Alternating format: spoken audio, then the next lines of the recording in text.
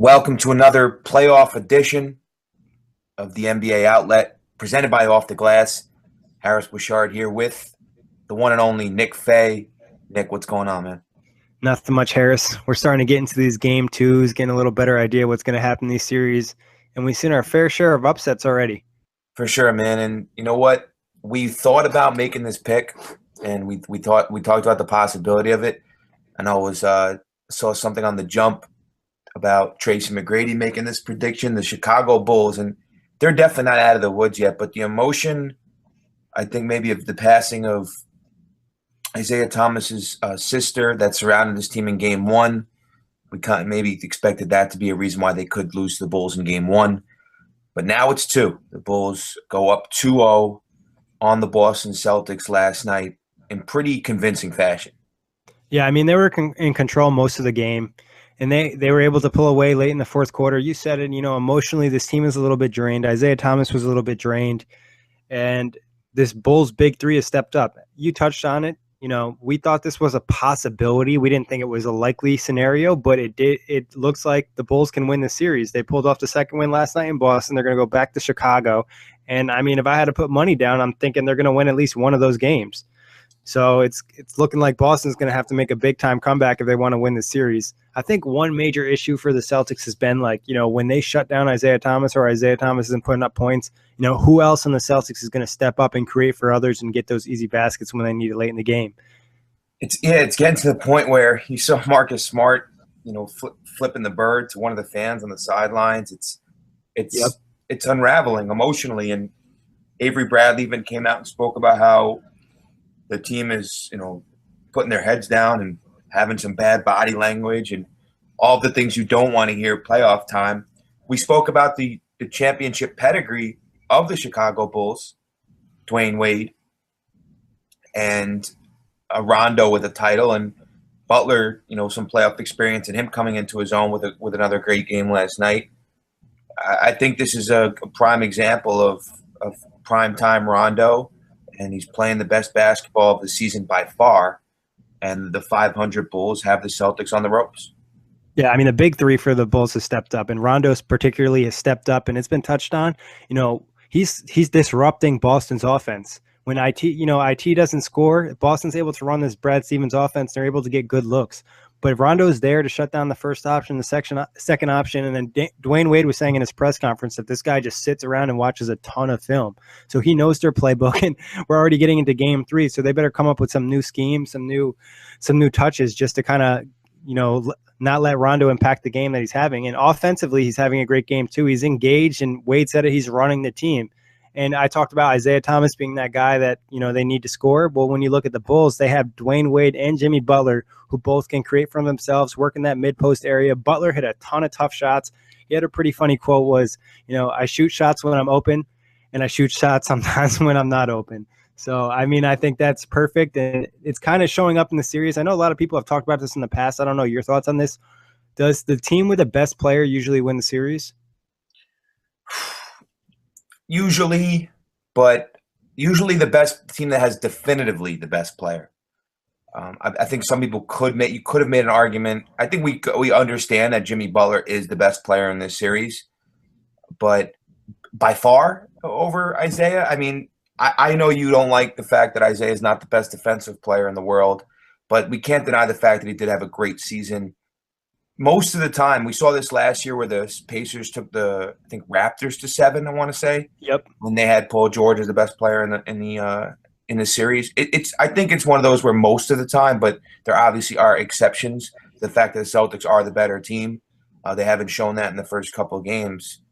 I think it's more so who has the top 5 players in the series. If you have 3 of the top 5 players and only have 2, when you look at the way that the teams are playing right now, I think it's easy to say that, you put Isaiah in the top 5 players in the series, and you could probably put Jimmy Butler there. And the way Rondo's playing, he's probably in there, and Dwayne Wade might fall in there too, because the Celtics really just haven't got consistency. I think a lot of fans are upset with Al Horford.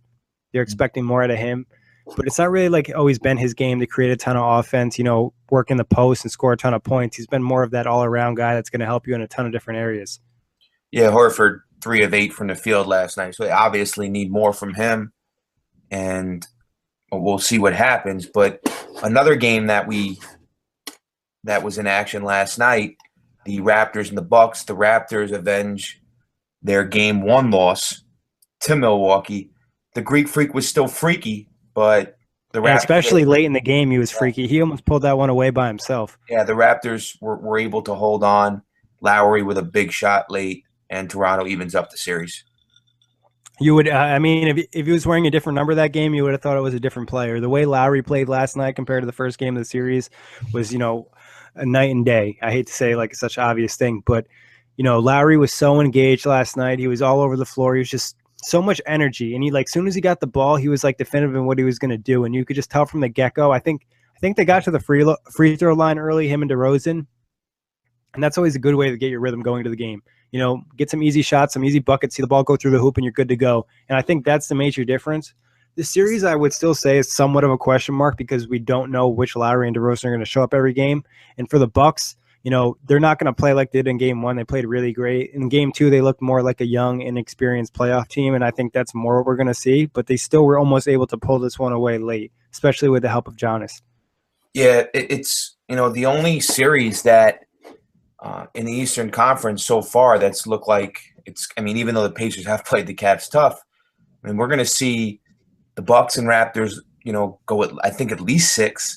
For sure, I think we're going to see the Bulls and Celtics go at least 6, and even maybe further. So these are a couple of these series early that look like they're going to potentially go the distance, and we got some good matchups. This Milwaukee-Toronto one, I know Milwaukee, that home crowd isn't amazing, but I think they're starving for some playoff success. Yeah, I think the Bucks do a really good job with promotions. So I don't know if they have some special promotion for the playoffs. I think this was 2 years ago, buy one playoff ticket, get the second one free. So, they're just trying to get a filled arena and try to get things popping in there. And they already stole one on the road. So if they win these next 2 games, they're in great shape. And and not to say it doesn't really matter if they win, but this is still great experience for this Bucks team, especially with losing one of their better players in Jabari Parker. So able to get this far and, compete with the Raptors like this, the 3rd seed in the East and a team that a lot of people had, making a deep run is success, really. Well, over in the West, the only Western Conference game that was played last night, the Clippers, again, who lost their Game 1 on their home floor, avenged that and clipped the Jazz, no pun intended, by 8 and even up that series. They got a break because the Jazz were without Gobert, and so we'll see where his status is for Game 3. Still up in the air, and yeah, we don't really know about that. But they win by 8 at home and even the series. Yeah, honestly, it was an amazing performance though from the Clippers. With Rudy Gobert out, the Clippers should be winning these games by a larger margin. But I think some of it has to do with the Jazz depth.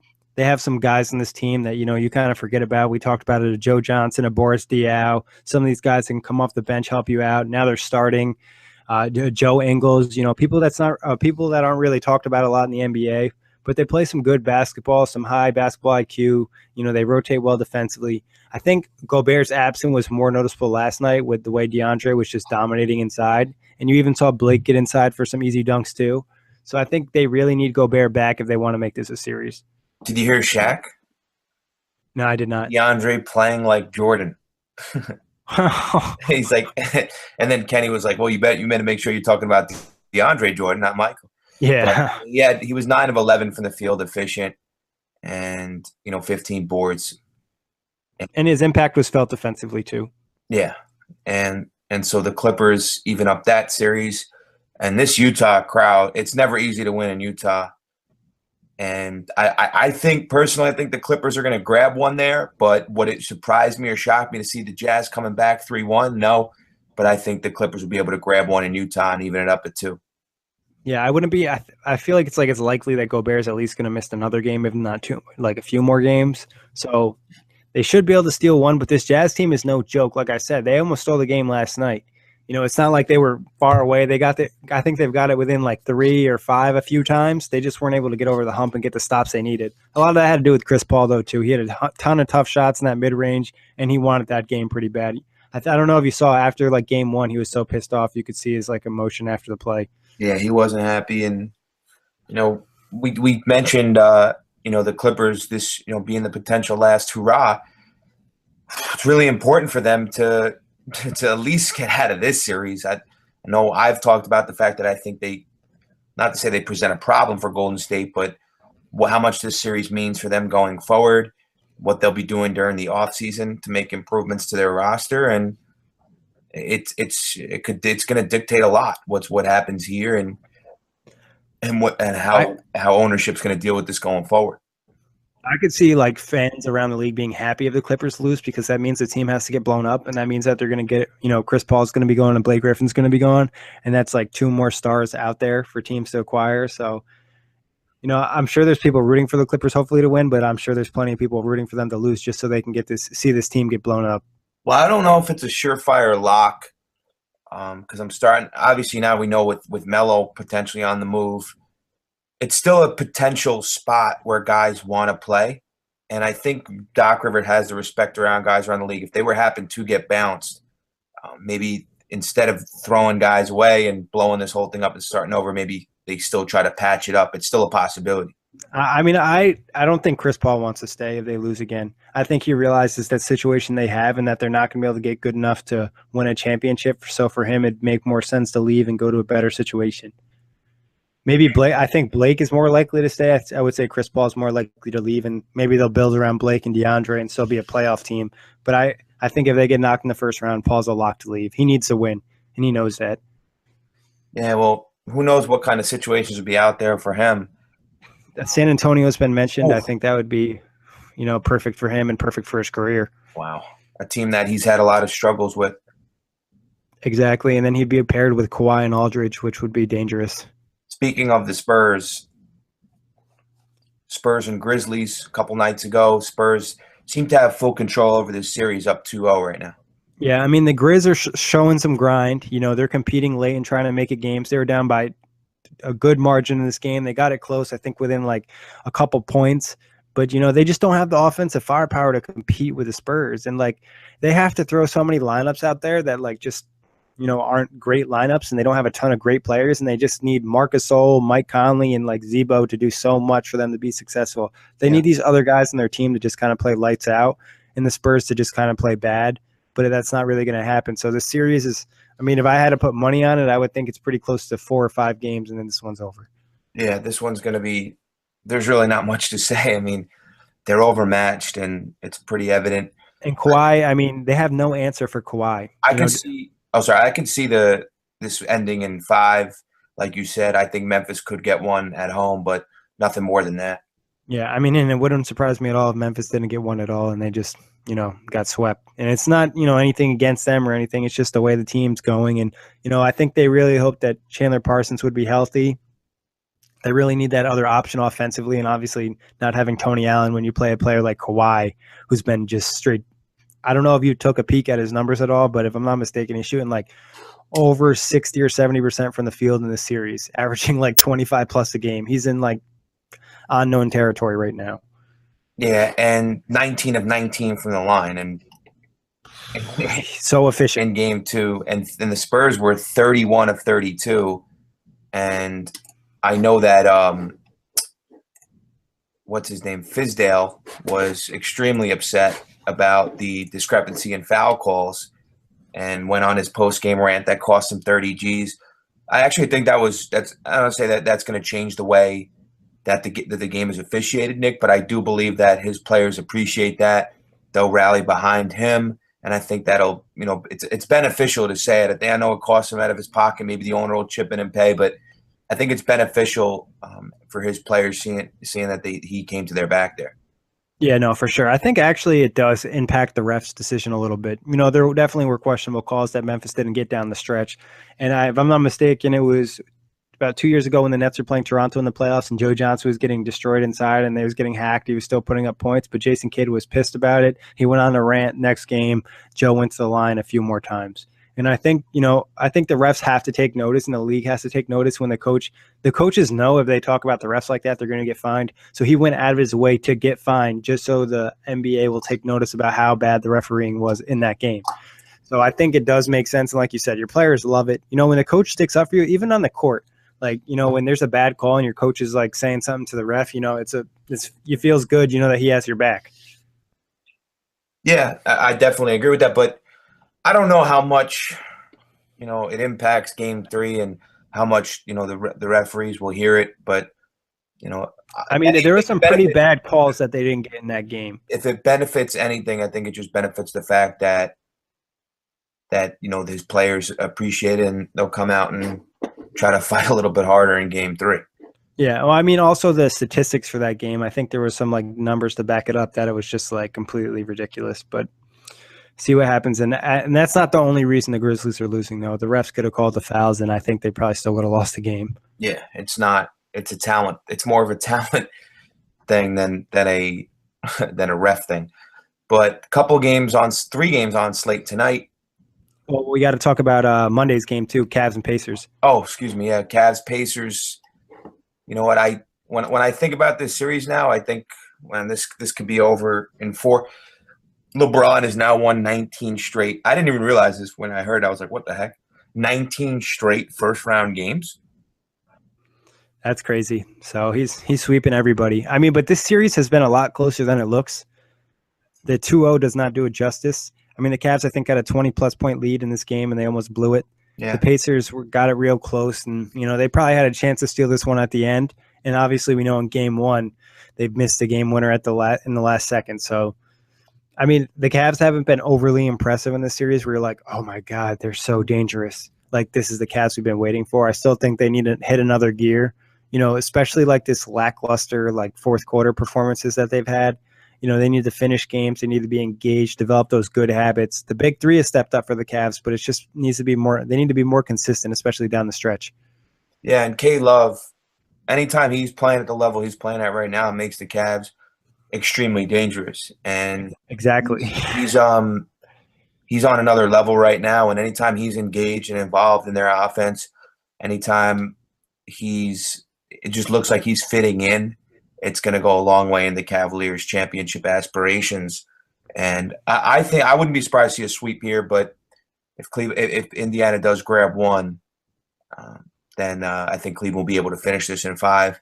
But I just don't think they've had enough to get over the top. And there's been some weird stuff going on, teammates talking about each other, and George coming out saying this about Lance Stevenson. I think some of these things. Yeah, he called out Lance Stevenson and Miles Turner. Yeah, some of these things are just unnecessary. I think that at this point in the season, a lot of that stuff could stay in-house. And we know they've had some weird issues in the past, and, the fishing trips and all that other weird stuff that's happened in Indiana.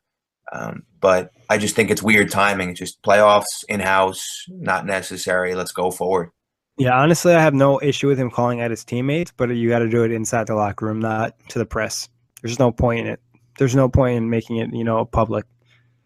You don't need to prove anything to the public that you're a good leader. You know what I mean? It's all about what's going on in the locker room and what your teammates think about you. So I would agree with you. There's no point in calling. I know Lance and Miles haven't stepped up to what you would like them to see, but calling them out in the media at this point in the season, like you said, in the postseason, you don't need a distraction like that, especially when Miles Turner's issues aren't really the Cavs are shutting him down. It's more like a mental, confidence type thing. So I don't think that helps a young player calling him out like that, in my opinion. No. And we'll touch on Kevin Love, like you said. I think that he gives them another element because it's, you possibly can shut down 2 guys, Kyrie and LeBron, you can take those 2 out of the game. But when they have a third option like Kevin Love, when he's looking as confident as he is in the post and at the 3-point line, it just adds another element to this team. And these 3 games that we got on slate today, Hawks, Wizards, Wizards look to take that 2-0 lead. Rockets, Thunder, my incorrect prediction in Game 1, but I'm still staying with my pick. Rockets up 1-0, and the Warriors look to extend their series lead to 2-0, and it could be without Durant tonight. Yeah. So let's talk Hawks, Wizards first. Game 1 we saw, the Hawks defensively stepped up in that first half, and they were really locked in.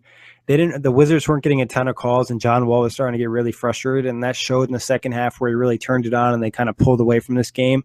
I think that game kind of talked about what I expect from this series. The Wizards weren't a great defensive team all season, but they have the ability to lock in defensively, and they have some guys that really can, cause issues for the other team's offense. And the Hawks, on the other hand, can be a good defensive team, but they lack the offensive firepower to compete with the Wizards. So it's just going as I predicted to go. Yeah, I think, I mean, being that Wall was terrific in game one, I expect that to continue. I expect the Wizards to. I think this is not. I don't think this is a good matchup for the Hawks. I think the Wizards and if there is one team that could really benefit from the Bulls potentially beating the Celtics is the Wizards, because that would clear up their path. We know the NBA doesn't reseed in the postseason, so they would get the winner of the Bulls Celtics. But I think the Wizards are in a good place right now. They seem to be clicking, and no drama. It's all ball right now for them. You haven't heard anything negative in the locker room, and I think they're ready to click on all cylinders. And their starting lineup has some pop to it. When you look at teams like around the league and you're looking at the playoffs and you're looking for, you need that one game or those guys to get hot for one game. You look at John Wall and Bradley Beal, that's a top 5 backcourt in the league. Otto Porter was top 5 in 3-point percentage this season. Markieff Morris can get hot, and Gortat can do his thing down low. So I really like how they match up against a lot of teams, and I like that athleticism in the backcourt, especially John Wall. And, I've talked about it a million times, so I love his game, and that I feel like he's not respected enough around the league. Yeah, he does definitely get overlooked. But let's also – the Thunder Rockets, I know I was giving you a hard time about this one and saying that the Thunder were going to win that first game by 15. It was the exact opposite of what happened, and you were dead on with it being. I don't know if you thought it would be like this, but the 30 whatever, it was like 31-point win, and they look completely overmatched.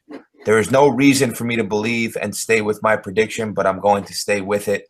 But the Thunder got really crushed on almost almost all facets of this game. I think with their home crowd, that's going to help them out after tonight and seeing if they could make this a little bit of a series. But game one was no indication of that.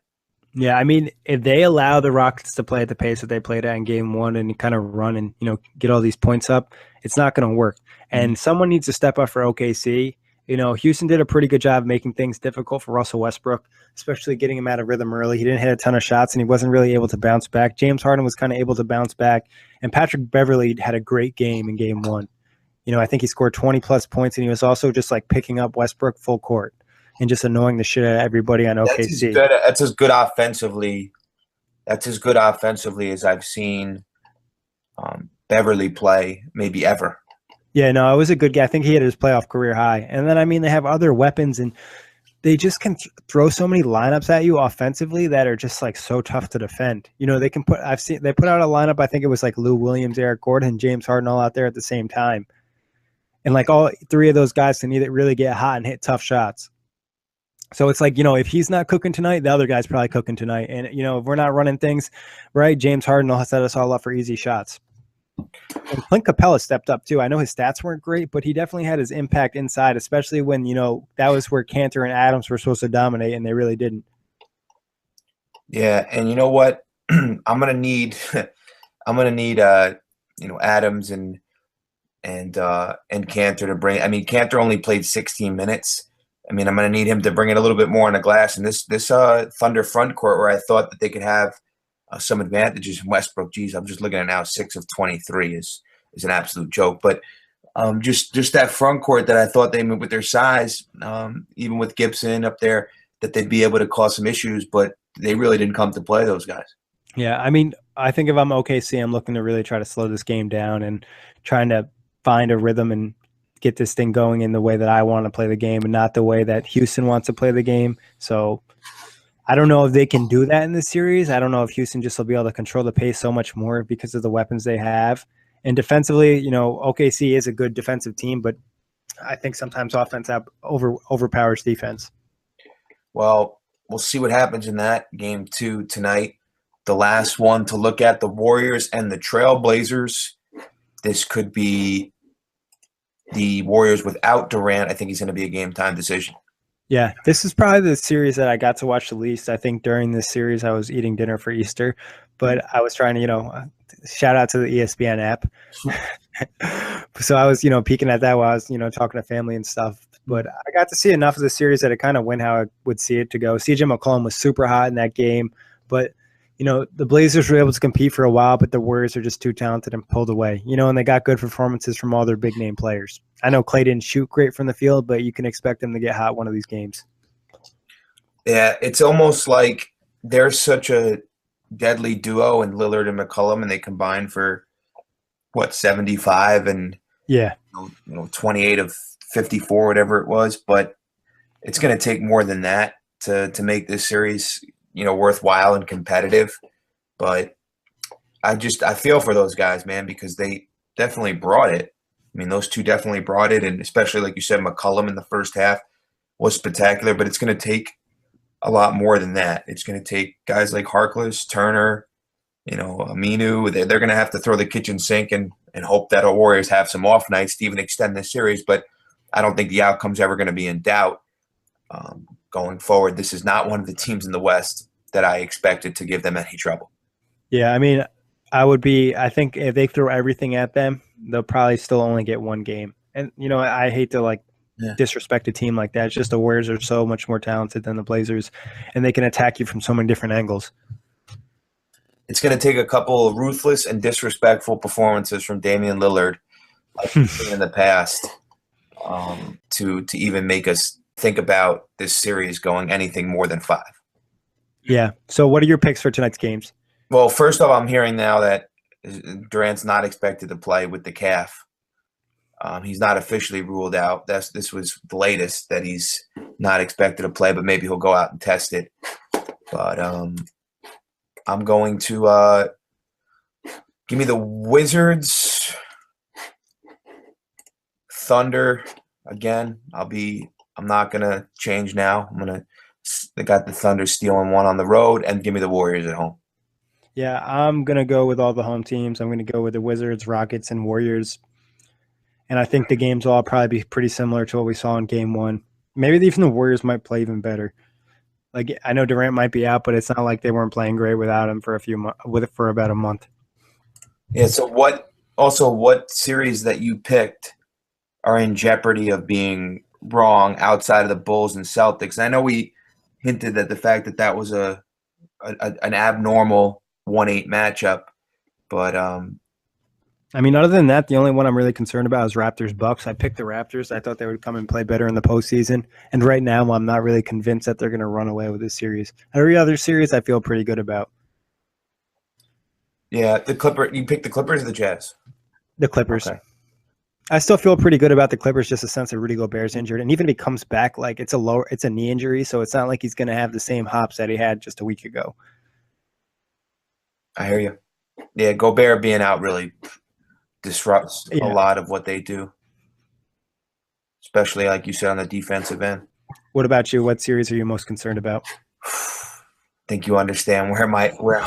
I don't know. I wanted to see that series really be competitive and be one of the best series of the first round, but I think it's almost too obvious because a lot of people were pointing to it and saying, we want to see this matchup so badly, and we're all excited about it, but I'm a little concerned. My concern level might go up a little bit tonight or might go down a little bit tonight. I'm not sure. Yeah. I mean, the Thunder just pretty much have to erase game 1 from their head and just move forward. Absolutely. But that wraps it up for our playoff edition of the NBA Outlet. As Nick likes to say, hit that subscribe button. Enjoy the playoff games tonight, and we will see you guys over the weekend. Thanks, Nick. No problem, Harris. And if you guys want to chat, hit us up on Twitter at OTG Basketball. And as always, thanks for listening and enjoy the games.